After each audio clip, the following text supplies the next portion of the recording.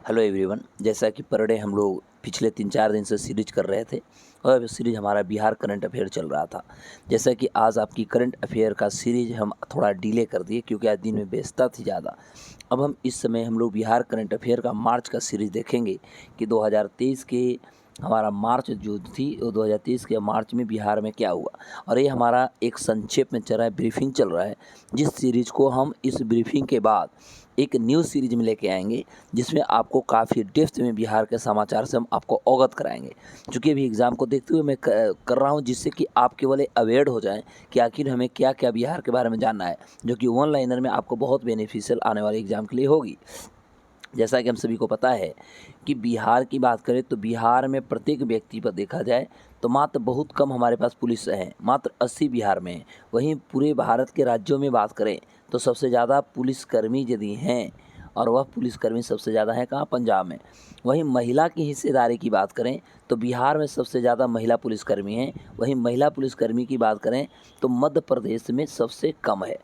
दूसरी बात होती है कि बिहार में आपने सुना होगा कि एक गया जी करके एक योजना शुरू की है और गया जी डैम भी बनाया गया, जो रबर डैम है गया के फल्गु नदी में बनाए गए हैं। और जिस नदी के बारे में आपको पता होगा कि यहाँ पिंडदान होता है, देश विदेश से लोग अपने पितरों को पानी देने के लिए यानी जल देने के लिए या पितृ पक्ष में ऐसे तो सालों भर वहाँ पर भीड़ लगती है और यह फल्गु नदी इसके लिए सबसे ज़्यादा कह सकते हैं कि महत्व रखता है तथा एक इम्पोर्टेंट भूमिका को निभाता है।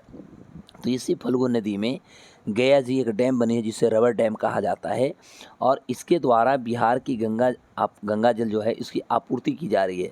जैसे पटना से चलती है, पटना के मोकामा से चलती है, फिर ये आपको नालंदा होता है, नवादा होता है, गया, इस सभी जगहों तक गंगा जी की पानी यानी गंगा जल पहुंचाई जाती है। और इसको लेकर के एक राष्ट्रीय पुरस्कार CBIP अवार्ड 2022 भी दिया जा चुका है। 50 साल से ज़्यादा यदि लंबित मामला यानी केसेस की बात करें तो भारत में पूरे इंडिया में यदि बात किया जाए तो पूरे इंडिया में हम कह सकते हैं कि दूसरा स्थान पर आपको आता है और यह दूसरा स्थान आता है बिहार का। वहीं केंद्रीय मौसम विभाग की बात करें तो केंद्रीय मौसम विज्ञान केंद्र जो है पूर्णिया में 15 करोड़ रुपया की लागत से वहाँ पर अत्याधुनिक डॉपलर रडार सिस्टम लगाने की बात हो रही है ना।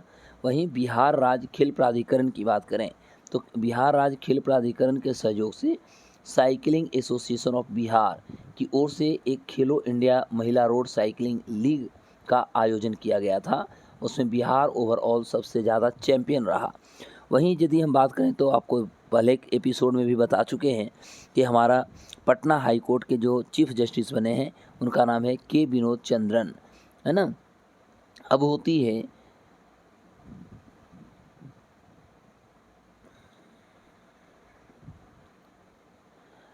बिहार में देखा जाए तो आवास और शहरी मामलों के जो मंत्रालय है उसका एक रिपोर्ट आया था।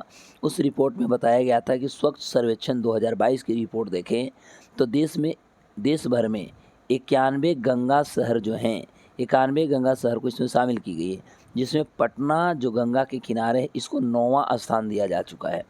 वहीं बिहार में यदि हम औद्योगिक प्रौद्योगिकी नीति की बात करें 2016 का तो इस अवधि में 2025 तक बढ़ा दी गई है और इस नीति के तहत अप्रैल 2017 से दिसंबर 2022 तक यानी पिछले 5 वर्षों में 54,761 करोड़ रुपए का इसमें टोटल इन्वेस्टमेंट किया जाएगा, जो निवेश प्रस्ताव केवल 4.5% होगी। वहीं पंकज त्रिपाठी चुनाव आयोग के नेशनल आइकन बनाए गए हैं। बिहार इलेक्शन आइकन या बिहार इलेक्शन कमीशन के द्वारा इनको नेशनल आइकन बनाया जा चुका है। तो ओवरऑल यदि देखा जाए तो ये आने वाले एग्ज़ाम के लिए आपको काफ़ी इम्पोर्टेंट सीरीज़ को मैं लेके आया हूँ जो आपके एग्ज़ाम में